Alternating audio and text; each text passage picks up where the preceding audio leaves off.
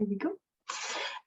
Well, hello to everyone who's currently joining the online webinar. It is great to not exactly see you because I can't see you all, but it's great to know that you're all here. Thank you for tuning in and thank you for wanting to come and find out more about the Saltire Scholar Programme. My name is Fiona Hardy. I'm a programme exec with the Saltire Scholar Programme team, and I'm joined by two of our brand ambassadors who were Saltire Scholars this past summer, and they're students at the University of Glasgow. So we have Belen and we have Ian. Would you guys like to introduce yourselves quickly? Yeah, I'm happy to go first. So I'm Belen De Bacco, and I've interned for Baker Hughes. Probably talk about more like on that later, but yeah, I've done something completely different from my studies. I study art history and English literature. I'm now in my final year, but it's been a great experience to work in the energy sector. So I'll hand it over to Ian. Hi everyone, so I'm Ian and I'm a fourth year immunology student with a final year dissertation project on COVID. And I did my internship in a very different field. That was website development, CRM design, and other graphical things with AEL Americas. And that was based in Houston, Texas. Amazing, thank you. And yeah, both of you worked virtually for your US companies as well, because obviously we couldn't get any American travel this year, hoping for that next summer. So yeah, this presentation today is just going to go over all the key aspects of the Saltire Scholar Internship Programme, how to apply and what you can expect from it. So I'll just start screen sharing now.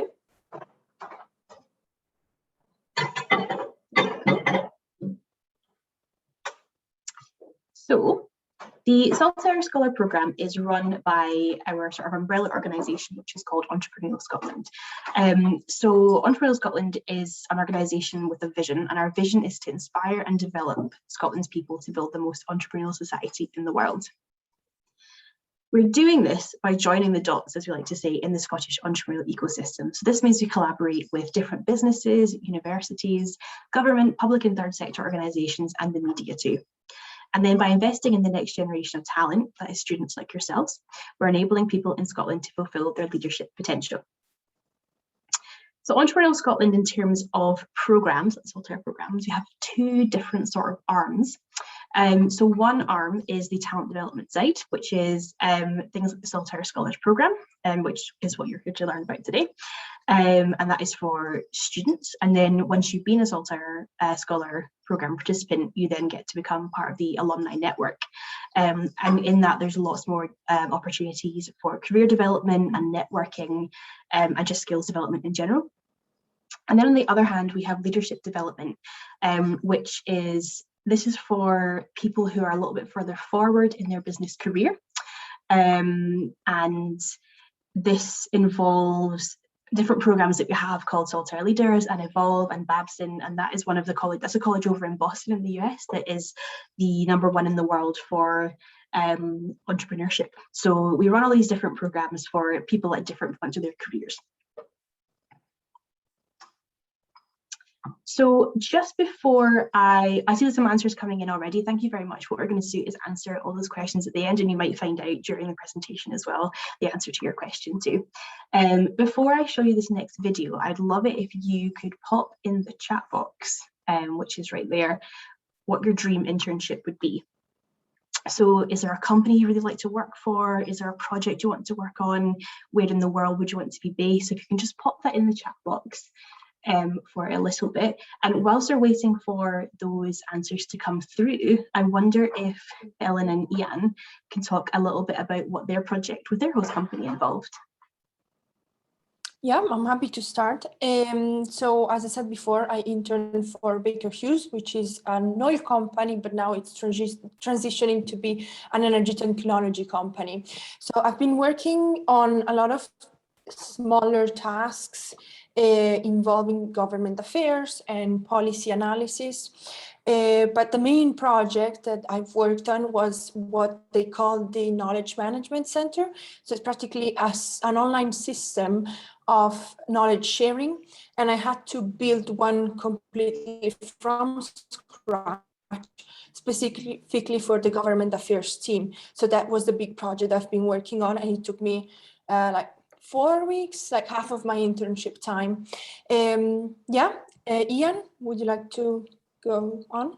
Yes, sure. So my project was like with AEL America. So basically they're an electrical distribution company, and they have 4 strategic regional offices, and like in the Middle East, in the UK, in the USA, and now they're expanding into Mexico. And they needed tailored websites for each region to like accommodate their customers. So I basically worked on creating a global corporate site using WordPress and 4 multi-regional sites. And apart from that, I did all other works as well, like looking out into some errors in Excel, designing and negotiating for a CRM system that manages all the human resources and of course the revenues and sales forecasting. And also did some basic graphical designing like brochures and other things. And overall, I think it gave me a huge sense of responsibility and made me more resilient than ever. Like I had to manage tasks for multi-regional, like from Mexico to Middle East, and I had to schedule meetings and other things. All this made me more resilient and more confident in my abilities. Amazing, thank you both for sharing that.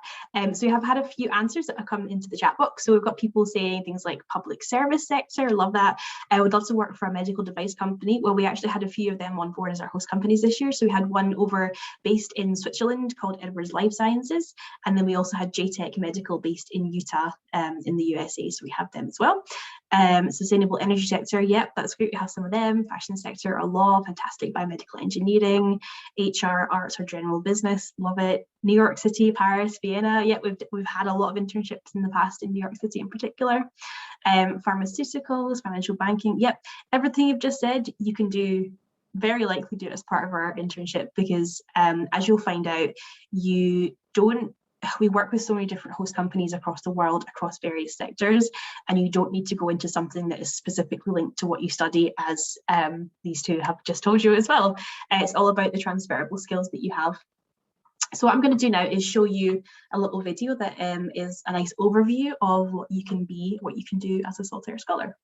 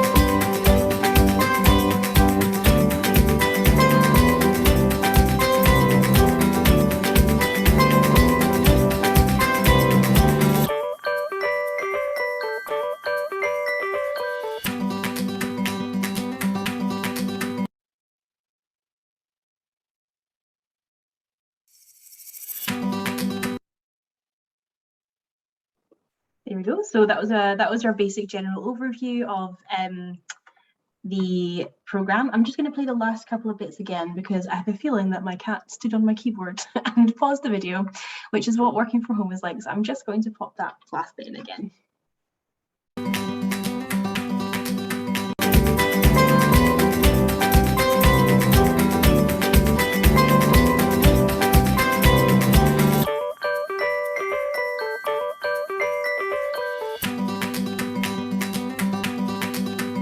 There we go.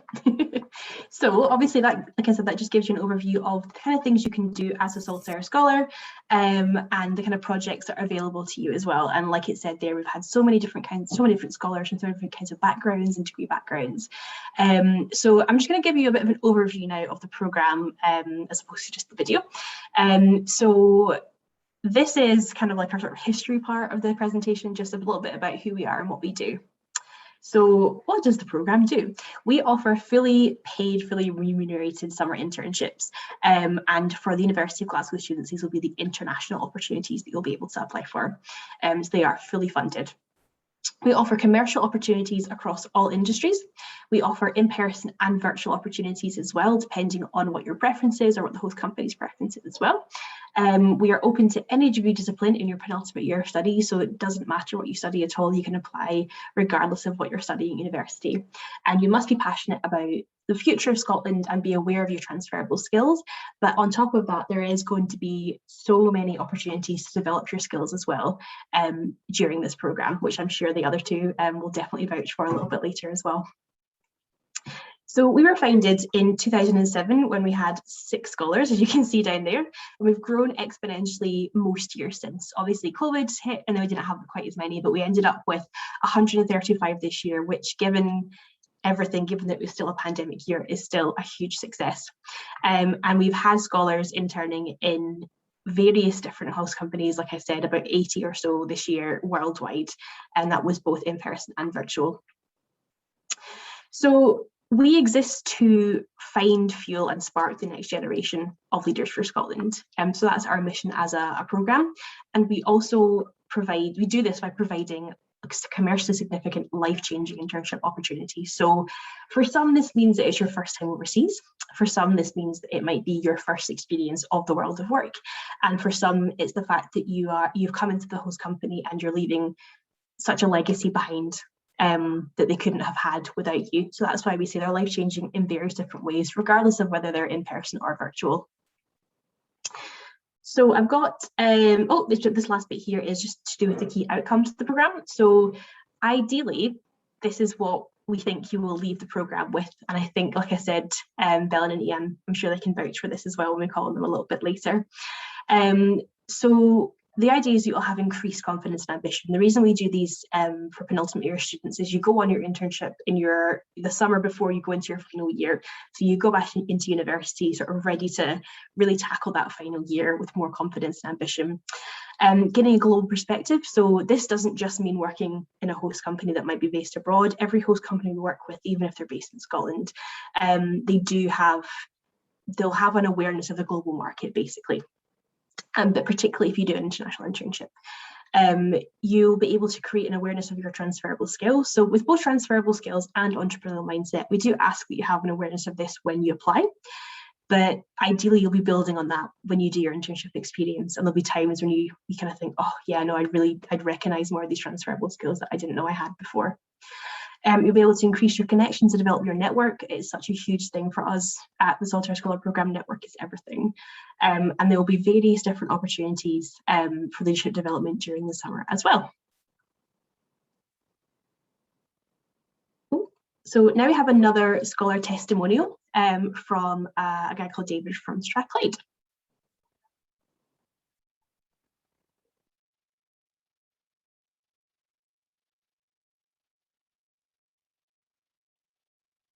My name is David McLaughlin. I'm 22 years of age. I'm an undergraduate student at the University of Strathclyde and I'm studying accounting and finance. I interned as a financial planning analysis intern with Fender Musical Instruments Corporation in Scottsdale, Arizona. So I worked in basically the engine room of the organisation. We oversaw the expenses and the spending of different departments, as well as preparing budgeting, forecasts, and then comparing whether the departments were meeting these targets and then investigating any further variances from there. I particularly worked with the IT department and corporate admin, so I got exposure to different aspects of a business other than just finance. So I took on the role of actually one of the financial analysts who had just recently left the company, so I almost slotted in and filled that void that had been left by him. So I supported the company with my project by maintaining a track of the expenses and trying to find out if the department had varied from these expenses, why was it, and was it an addressable issue that we could solve from that point of view. So I first applied to the Saltire programmes because of my best friend at university's big sister. She had this fantastic experience in Texas, I think it was, where she'd not only got to experience another culture, but also get real hands-on experience that would help and develop her career.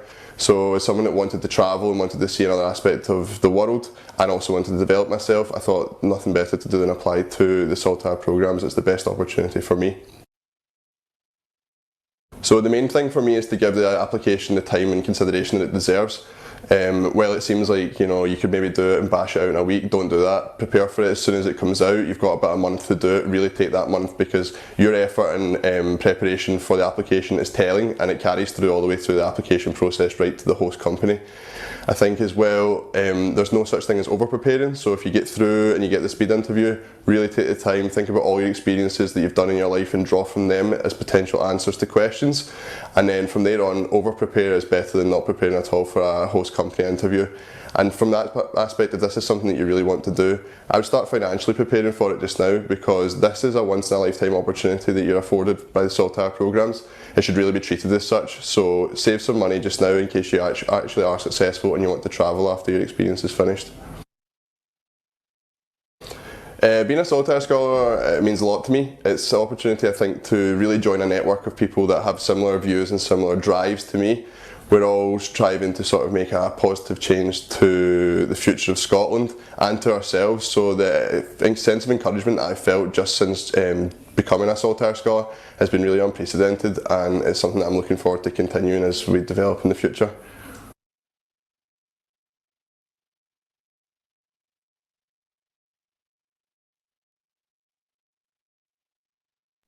Fiona, you're on mute. Thank you very much, Bill. I didn't really say a lot there, so that's really lucky. Basically, what I was saying was we always say that our internships that we offer as part of the programme are commercially significant. So as you heard there, David slotted into the finance team. He wasn't there to sort of just do small tasks here and there. He was there to do a genuinely big piece of work that they needed to get finished, and that is why host companies come to us, because they know that we recruit the best of the best talent across Scotland. So on that note, Belen and Ian, if you just want to, I know you've already talked a little bit about your project, what you did, but could you sort of reiterate the kind of legacy that you left behind as part of your commercially significant project? You know, what have you left the company with now that they didn't have before? Yeah, I'm happy to start. So that's one of the most wonderful things about this program, is the fact that you're not the coffee guy that brings the coffee or does very small tasks that don't make any difference within the company. You actually make things that, it may sound exaggerating, but you really make a change within the company. Even I worked in this multinational company that had like, I don't know, more than 200,000 employees around the world. How can I make a change? But actually, I made a change in very different teams within the energy transition department. For example, one of my colleagues asked me to put together a dictionary of all the key terms of lawmaking processes in Europe that she was then going to use with people within the company from other countries. So they were able to actually understand the legal terms that we're talking about. And she never had time to actually do that. So she was really grateful for this time that I took to do this dictionary. I also prepared slide decks that she wasn't able she didn't have time to do, but these were crucial when presenting new projects now in the next quarter of the company. And then, well, the big project that I've talked about a bit before, which was about enterprise risk management. So this kind of knowledge management center that was built on SharePoint. So I had a kind of mentor within the company who helped me to build it, but I was completely independent on doing this. I had a deadline and I had to build this project by that date. And this platform is actually being used right now by everyone within the department. So it really makes things easier. It makes knowledge sharing, knowledge that is kind of sensitive. So it was really interesting to think about this when working on this project. Definitely. Thank you so much for that, Belen. And Ian, if you want to sort of tell us a similar thing about what you've left the company with that they didn't necessarily have before. Yeah, so the company I was working for had a very outdated website. Like, it didn't match the standards of its competitors. It was even lagging behind in not only in graphical aspects, but also in technical aspects. And the work I've done over my 12-week internship was to develop a corporate website that matched its competitors' standards, and it made it more competitive in the market where they were just having revenues of billions of dollars, and it just like enabled the company to perform better with its strategic positions, because they already had an advantage of exporting things to the UK and other things that I think the other companies didn't have. And by providing it with a digital presence online, I just helped it make a transition into having better revenues for the year ahead. And I think as I've left the internship, it's more digitized than ever, and I've helped it transition to the digital age. Amazing. That both of those projects sound so fantastic. So as you can hear from Belen and Ian's experiences, these projects, these internships deliver really tangible impact to your host company, and that is what we're all about. So as well as that, what else do you get as part of a Saltire Scholar internship?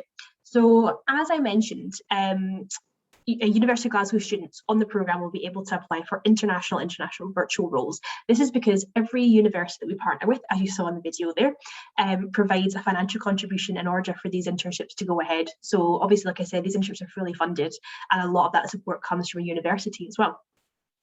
So because of that, University of Glasgow decided that all their funding is going to go towards international roles, and those can be international in person and international virtual. So if you go on an in-person international role next year, which is we're really hoping to have, and we have a lot of international host companies standing by ready to host in person as soon as travel restrictions allow it. And it is looking a bit more positive in places like the US right now, given that they've started to allow people in various different ways. So as part of an in-person internship, you will have your travel to and from your host country funded by us, and also your university, obviously, and your accommodation for the duration of the 8 to 12-week internship will also be provided. Some visa fees will be covered as well. That's the biggest administration visa fee. So if there was like a cost sort of to get to and from your embassy, that we wouldn't cover that, we'd cover the main administrative fee for that. Travel insurance, sometimes additional medical insurance as well, that's covered. And on top of all of that, you will still get your sort of living expenses. You'll get a stipend of £180 a week for food and living and socialising and things like that. You'll also have pre-departure support from one of us on the team will be your key contact. So we'll be the point of contact during the internship, but you'll have all that kind of onboarding support from us beforehand and during. And as well as that, you'll get to be part of a leadership development programme. So this includes Leadership Day at the beginning of the summer before everyone goes away on their internships. That is a day where we all come together, and there's workshops and talks from so many people in the Scottish entrepreneurial ecosystem, and that is going to equip you with skills to then use on your internship experiences as well. And like I mentioned right at the beginning, inclusion in our alumni networks. That's a lifetime membership basically to our alumni network, and like I said, there's so many different opportunities within that as well. So that is what is laid on for in-person roles. For the virtual ones, it's kind of the same except you're working from home, so you're paid a full-time living wage, because obviously there's not necessarily travel and accommodation and travel insurance to cover. So you get your full-time living wage, you work from home. You can also be involved in any networking events that we put on at ES. So if you are working from Scotland, from home in Scotland, but working for an international company, there might be events going on near you that you can attend virtually or in person. And as the same as the other format of internship, you'll have your support, your point of contact, and leadership development and the alumni network as well. So that is all the stuff that you get as part of being a Saltire Scholar. And in return for that, we do ask for some commitments. So as I said, a lot of time, effort and money from different sources goes into making these internships possible, so you don't have to pay for them or pay to be a part of the programme. So we like to ask you to give back. So giving back is a huge, huge part of us as a not-for-profit, as an organisation. Oh, Ian's gone. Hopefully pop back up again soon. Maybe he got kicked out, it's fine. So we do ask you to give back in some way, shape or form. So we do ask scholars to fundraise. The last couple of years it hasn't been mandatory because everything has been so different. But we're hoping to launch it again next summer, in that we do a huge big fundraising project for all of our scholars, and they can basically, we kind of give you free rein within reason to just promote the programme and raise awareness and raise funds for it, and other charities as well if you like in the process. So this year we had some of our intelligent growth, oh there's Ian back now, hi. We had some of our intelligent growth solutions scholars based in Edinburgh. They all did a sponsored beach clean. Our GSK scholars decided to walk, run, swim, or something else as well, 112 miles or something like that, because it was 112 scholars that have been hosted by GSK in the past 11 years. So it really is up to you. So we just ask you to do that, like I said, for raising awareness of us, as well as the funds for the next generation, because every penny that we raise goes towards the next year of scholars and therefore the next generation. We also ask you to blog as part of the experience. So this can be a blog, it can be a vlog. We did takeovers this year as well on Instagram. So this is blogging. The aspect of blogging for us is really important on 3 different points, I would say. So for the first, for you as a scholar, and I'm sure our 2 brand ambassadors agree with this, the summer goes really fast, and blogging is a really good way to consolidate what you're learning. So you'll be able to look back and go, oh my gosh, I did that week and I've totally forgotten that I learned that. So when you're then applying for graduate roles and stuff, you'll have that information right there because you've written it down already. It's also great for your peers, your family, your friends, everybody else at university to see how you're doing. Because obviously sometimes you're so busy that you don't get a lot of time to catch up with a lot of people. So it's great for them. And it's also great for a marketing tool for future scholars. So I always say to people who are interested in applying to the programme, there's no better way to find out about it than to read scholar blogs, because that is the first-hand experience.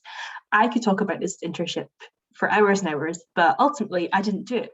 Bill and Ian did. So they're the people to go and talk to about it. So the blogs are super important for that, because it means that future scholars, future applicants might be inspired by what you've written to apply and then become a scholar. So that's what we ask in return. Other opportunities that are available to you are things like mentoring. So potentially Bella and Ian can maybe talk a little bit about if they were mentored by somebody. It doesn't always happen, but you're totally free to go to your line manager and say, hi, I'd like to be mentored on this particular subject. You can become a brand ambassador like these two, which involves talking at events like this, promoting the programme to university students on campus, in person or virtually. That looks great on your CV as well, so that's a really good opportunity. And you also get access to our full Entrepreneurial Scotland network, which is both the alumni network and everybody else in the entrepreneurial ecosystem who's a part of it. So if all that sounds good, you'll probably want to know how to apply. So in terms of eligibility, you are eligible for this programme if you're in your penultimate year as an undergraduate student at a Scottish university. So this is your 3rd year if you're doing a 4th year degree. If you're doing a 5-year degree with that integrated master's, or a 5-year degree with languages, everything like that, it can be in your 3rd or your 4th year, but you can only apply once. So if you've applied in your 3rd year, you can't then apply in your 4th year. But that's why we say penultimate year. You need to be passionate about representing Scotland on the world stage and improving Scotland's business prospects. We ask you when you apply to have a good understanding of the Saltire Scholars Programme and why we exist, what our values are, what our mission is. So really good to talk to brand ambassadors about that as well, I'd say. We welcome applications from both Scottish and international students. I believe that was a question actually that came up in the Q&A a little bit earlier. You don't have to be Scottish to apply, you just need to be studying your full-time degree at a Scottish university. And we don't consider your grades. So when I was a student, I would have loved to have heard this. We don't care what grades you're getting. We honestly don't mind. It's about you as a person and the skills that you can bring to a role.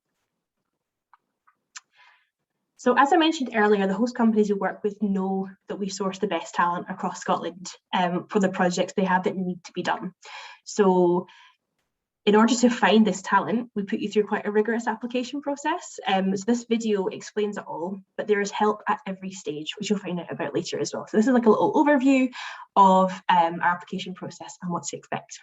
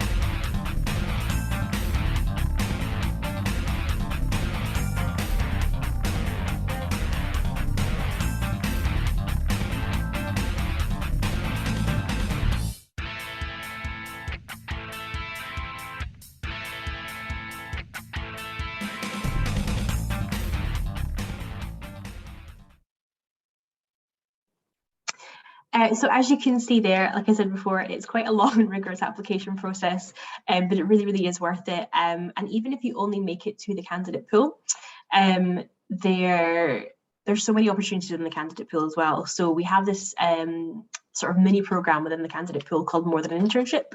And even if you don't manage to secure an internship role, we'll put on webinars during the summer with different members of the ecosystem. We will put, we sort of have a fortnightly mailer as well with things like inspiration yeah, so there's loads of different things available to you. And like it showed there in the candidate pool, there is not one chance there's not just one chance to get an internship, because if you don't manage to get it in the first list, you get popped back in the candidate pool and you repeat it with the third list, so, or the second or the third list, or future lists as well. So there's really so many different kinds of experiences you can get from just the application process as well, because you'll also have so much practice by the end with cover letters and CVs too. So I've just had a few questions that have come in that time, so I'm going to quickly answer them just now in terms of eligibility. Can students who are doing their Masters in 2021 apply? Just to be clear, we are only for undergraduate students at the moment, and that has to be your second last penultimate year. If you are doing a 5-year undergraduate degree that has the integrated Masters, you can apply in your third or your fourth year. And also there's a question about, I think there's a question about fourth year students. Yes, if you're fourth year in a 4-year degree, unfortunately, you're not eligible because we are only open to penultimate year undergraduates. If you're unsuccessful, can you apply again next year? No. So even if you are doing the 5-year degree, you can apply in your third year and you can apply in your fourth year of 5 years, but you cannot apply if you're unsuccessful. You get the one chance to apply initially. And yes, I do have some links to these videos, and right at the very end of the webinar, I'm going to post some links in the chat box. You'll be able to take all those links with you. So I will, just another question that has come through, a minute. Are the eligible host companies the only the ones selected by the programme? Yes, so whilst I'm out here on campus virtually recruiting students, other members of my team are out recruiting for host companies, and some of these are brand new host companies this year, some will be returning companies. We don't have the final list until January when the lists start to go live, but yeah, as I'm doing this, we have other members of our team that are recruiting the host companies. And is there a preferred length of CV document or preferred formatting for this? So if you get to the candidate pool, when you are in the candidate pool, you will then be able to, what we'll do is we'll give you a guidance document that has all the guidance about how to apply and how to format your CVs and cover letters as well. Can University of Glasgow students not apply to internships in the UK? Yep. As I said earlier, and as I said at the online careers fair last week, students at the University of Glasgow are eligible to apply for the international roles, and this is because of the funding that the university puts forward. So we're planning to have quite a few international roles next year, obviously. Like I said, hopefully we'll definitely have a lot that are virtual, we'll have a lot that are in person as well. Really hoping for that, because we're moving forward with virtual as a model as well as in person, because some students, it's better for them because they can't necessarily leave home for the summer because they've got responsibilities at home. For some host companies, they don't have a great site for hosting, so it's virtual in that case, but we are definitely going to have, really hoping to have those in-person international internships next year.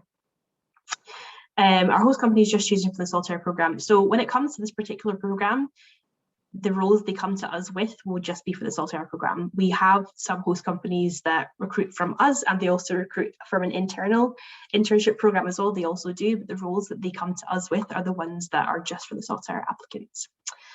I think that is all the questions, so you're very welcome. So what I'm going to do now is move on to the tips on how to be a successful scholar. So as you were saying before, take your time. So applications open next Wednesday, and you have 4 weeks to get your written applications finished.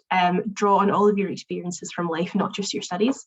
Use your career service. Cannot stress this enough. The career service work with us. I work with them. They know what we're looking for. They are an invaluable resource for when you go and start your application, basically. And your brand ambassadors, I'm sure they won't mind if you add them on LinkedIn and things like that. They are happy they're happy to answer your questions and stuff. Be open-minded, so consider different interests and sectors. Like I said, you don't have to apply to an internship that is directly related to your degree. It's about the skills that you have. So if you're an engineer, don't just open the first list and then go, look through for the engineering roles. No, we have so many roles within different, you might find a role that's suited for you within a totally different sector, but it is an engineering role, if that makes sense as well. Adopt an entrepreneurial mindset and be willing to try something new. So they are top tips on how to be a successful scholar. We've got Claudia asking, do you have a link to that video or a step-by-step written sort of thing that you can share? Yes, like I said, I'll pop the videos in the chat box at the end, and one of those is that video you've just seen. It's also on our website, entrepreneurialscotland.com, under talent programs, become a scholar. We've got the full timeline there as well. So it's posted everywhere. You'll be able to find that recruitment, the application process basically. So now I've got another video for you to watch, which is just some of our previous scholars giving their own tips on applying, and then I'm going to ask Bill and Leanne for their top tips as well.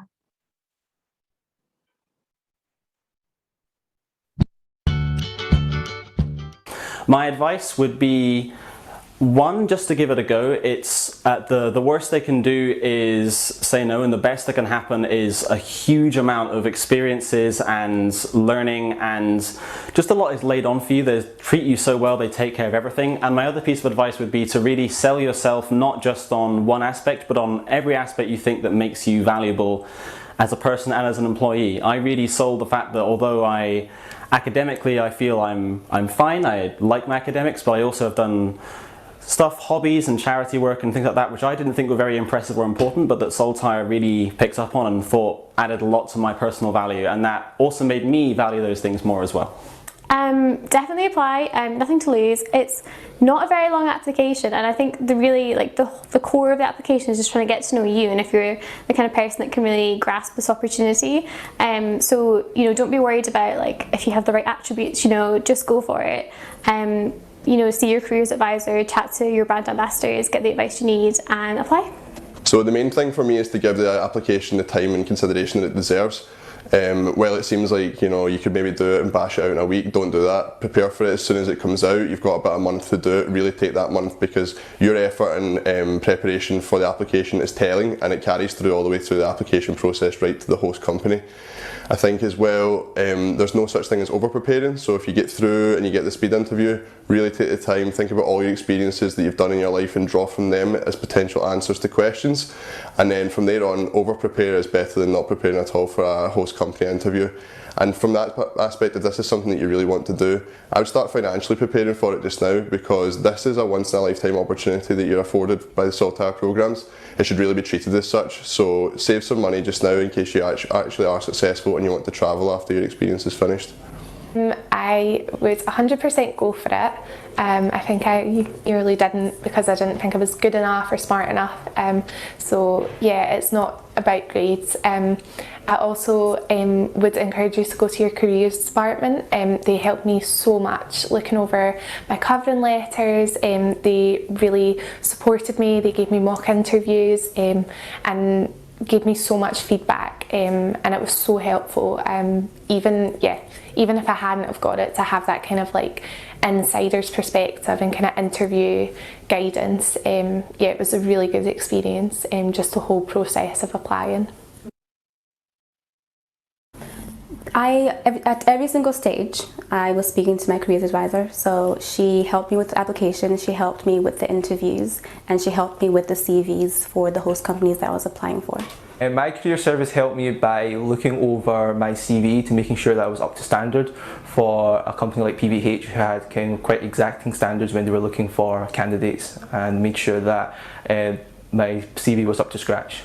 My careers service were really good. They took a lot of time with me. They helped me prepare for interviews. They gave me pointers and questions that Saltire might typically ask, which is a big help in terms of being prepared. They made sure that my posture was right, that I was giving clear answers. They helped me a lot with my communication and my CVs, so that was a big help and definitely worth it. There you go. So as I was saying before, lots of encouragement to contact your career service as well. Like I said, they are an invaluable resource when it comes to making applications like this. And we have had another question that I'll just quickly answer. Are all candidates in the pool eventually selected? Is it possible to be in the candidate pool and apply to internships outside the programme? So your first question, answer your first question, no, all candidates will not end up with an internship. It's about 1 in 3, 1 in 4. It does depend on the number of host companies that we have, the number of roles that they have, but it's still a very, very competitive stage in the candidate pool. So that's where we are. We do encourage you to start your applications and to really try and apply for as many things as possible. It is possible to be in the candidate pool and apply to internships outside the programme. That's totally fine. You're not locked into us. We do ask if you find something elsewhere that you let us know if you land an internship out with the Saltire programmes, just so we know to take you out of the candidate pool so other people can apply to roles. Because you won't be, because you've already secured a role. So we just ask you to keep in touch with us if that happens. But like I said, it's a very, very competitive stage. But even though it is super competitive and not everyone will end up with an internship, as I was saying before, there are so many opportunities for development in the candidate pool itself. You get so much practice to be constantly writing cover letters and CVs and constantly getting feedback on them, using your career service for that, as well as the more than an internship resources that we make available to everyone in the candidate pool, regardless of internship status. So you'll have access to our weekly, fortnightly mailers with resources and our webinars as well. So I hope that answers your question. I'm going to quickly ask Belen and Ian if you two have top tips for applying. Yeah, definitely. So one, I'd say like take the time because as you already said, Fiona, it is competitive. Take some time, you know, the first application round, let's say it starts next week, and it takes time, and then you apply towards April, May. So it really takes time. So take your time off, like apart from university, take your time to do the application, don't rush through it, read it again. And then if you get to the interview stage, I'd say practice with someone. I remember practicing with my brother the week before, a bit nervous, but it really helped me out. So reach out to people, reach out to the career service, reach out to people who can help you out. The career service, for example, was really helpful for me. Their online resources. So when it came to CV and cover letter, I really used their templates and all their tips online. So really make use of that. Yeah, so my top tips, I'll just go by stage to stage. So the first one is the online application. For that, reflect on every experience you have, like your group works, your personal experiences in clubs and societies, everywhere, and just like reflect on how you can use it to make a positive contribution to Scotland in the future, and why you're so much motivated for this internship experience, and just like highlight your skills and qualities, not necessarily for engineering or life sciences, for arts, other things, but general ones. And if you're shortlisted for the interview, I would just say, just be confident enough, present yourself in the best way possible, and just like tell all what you have, like just keep on reflecting on your experiences and how that has made you a better person. And for the final stage, for the candidate pool, I would just say, be resilient enough. You will face a bit of rejection at the first time, but like at the end, I would just say it makes you more professional writing your cover letters and your CVs in a way that's tailored to the job description, and that will be very, very helpful in searching a graduate job ahead. And of course, the host interview, you just have to like recall on the job descriptions and just like tailor your interview towards that, and just be confident and present the best of yourself, and you'll win it. Amazing, thank you both so much. Those are great tips and great advice. Thank you. And we've had another question in from Rebecca. Is the first stage online application CV based or mainly answering open questions? So it will be 8 competency based written questions. We do ask you to upload a basic CV that won't go through for any host company interviews or applications. Obviously we ask you to tailor your CV. We do ask you to upload just a basic CV for our online records basically at that point. But what I would, spend the most time on the competency-based questions. So they will be on different competencies, and I'd recommend researching what competency-based questions are and how to answer them and structures and things like that. This is where the career service do come in handy, because they understand competency-based questions. So yeah, we ask you to make use of them. But yeah, that is the main online written application is 8 competency-based written questions, and there are 5 competencies this year. And you'll find out next Wednesday when that goes live. So on that note, summary points: applications open next Wednesday the 13th at midday, and they close the 10th of November, which is 4 Wednesdays later, basically, at 11:59 p.m. Please take your time in completing your online application. Remember what makes a successful applicant, and the very best of luck from us. Here are some signposted links. That's to our website and our FAQs. Basically, what I'd say now is follow us on other platforms. We are Saltire Programmes on every social media platform except for Twitter, where we are Saltire by ES. And once I close this screen share down, I will also post the video links in the chat box too. And in amongst those links that I post, there will be a register your interest link. So if you're interested in applying next week when applications go live, leave your details with us and we can give you a little nudge when they open, just to remind you as well. So what I'll do is I'll stop screen sharing that, and I will copy the links over into the chat box. There we go. Can I just add something very quickly, Fiona? Of course, Maybe another great tip that really helped me was reaching out to a previous scholar. They are the ones who know what the program is. They know how to go through the application process. And I reached out to you, and I remember, and he's been like the most helpful, because he really helped me with the interview stage, but also at the first stage. So, and he was very open to talk about it. It's not, we really want you to be successful, previous scholars. We want you to join this wonderful network. So please reach out, say even to you, Ian and me. I'm happy. I'm sure Ian is happy. So we're happy to answer any questions. Read the blogs, because that gives you a more practical idea of what it is and what the Saltire program wants from you, what they're looking for in applicants. So yeah, just reach out to previous. Amazing, thank you so much for that, Belen. Actually, on that note as well, I've popped the links in the chat box. So 2 of them are the 2 YouTube videos that you saw in the presentation. One of them is our basically our landing page for the programme on our Entrepreneurial Scotland website.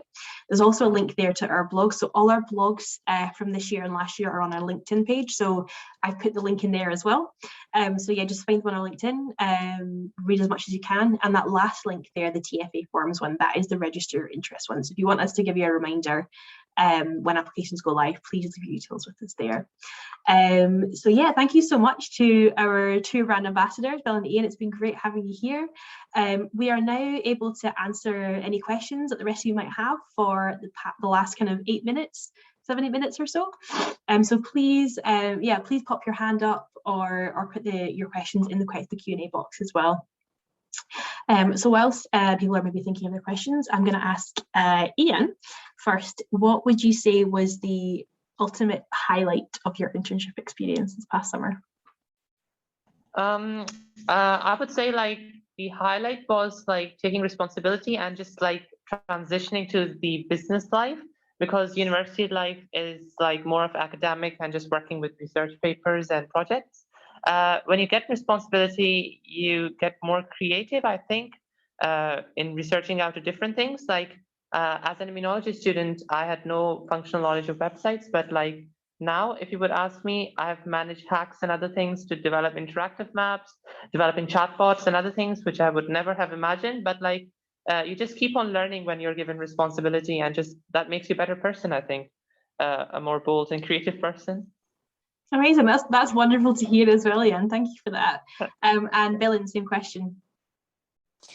I think one of the highlights was being able to work on an area that I maybe wasn't able to explore much before, so sustainability and within the energy sector, which is something even know it existed, in the sense that it's very important in the market now, and so it's really nice to have like up-to-date information about that. But say the highlight was also working directly with the Vice President of Government Affairs. He was a very big deal within the company, and I was able to have one-to-one meetings with him, and meetings within the department with like sensitive information. So I was really treated like one of the team, not like an intern and left by the side. So I'd say the meeting one-to-one with the VP was my highlight. Amazing. That's also great. Thank you so much, both of you, for those answers. I don't see any more questions coming in. So if you think of one later, oh, there actually is somebody there. Do you think we could get in touch with someone who made it to the candidate pool but not further? I think their experiences and lessons could be amazing as well. Yes. We can't share those details because of GDPR, but I would definitely advise, if you can find somebody. I mean, there are people obviously at Glasgow Uni who would have been through it but didn't get an internship. I will have a look to see what kind of information we can share with you about that. We obviously can't just share their details without asking, but like you say, their experiences and lessons would be amazing to hear too. We've actually got an event at St Andrews tomorrow, which is being led by a St Andrews student who got to the candidate pool but didn't get any further, but still wants to promote the Saltire programmes to their peers. So it definitely is possible. So thank you for that answer. I'll just mark that as answered. If anybody else thinks of any further questions, oh, no, we're getting more. I was going to say, if you think of a question after the session that you forgot to ask, just email us at saltire.scholars@entrepreneurialscotland.com, or message us. We don't answer messages on social media as quickly as email, so I would recommend just emailing us.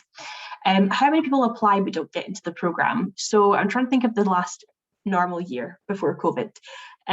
We had 1,200 applicants initially online. About 50–60% of those go through to the speed interview, and from the speed interview about 80% of those go through. So yeah, and that year we had 181 scholars, so it was 1,200 down to 181. Another question there as well. If we prefer to do it online because of financial issues and care-related responsibilities at home, would that be considered worse than going for international in-person opportunities? Absolutely not, because we will have roles that are specifically virtual, and you don't need to disclose why you want to apply to the virtual role at all. It's totally up to you. But it will say on the lists which roles are virtual and in person, but nobody will be penalised for wanting to do a virtual internship because of any reason. So I hope that helps. Just answer that. But yeah, like I said, if you think of anything later on as well, please just email us, or ask your brand ambassadors as well, and if they don't know, they'll come to us. You're very welcome to all people thanking us. Thank you for joining us as well. If there's nothing else, then I think we can begin to head off. But like I said, thank you for coming. Thank you for all of your very in-depth questions. Really enjoyed answering them. Bellen and Ian, would you like to say anything else before we all go? Yeah, so I just popped in my LinkedIn profile, and feel free to message me throughout the application process. I'll be more than available to help. Yeah. Yeah, same for me. I left the LinkedIn there, and hope to see you at the speed interview then. Definitely.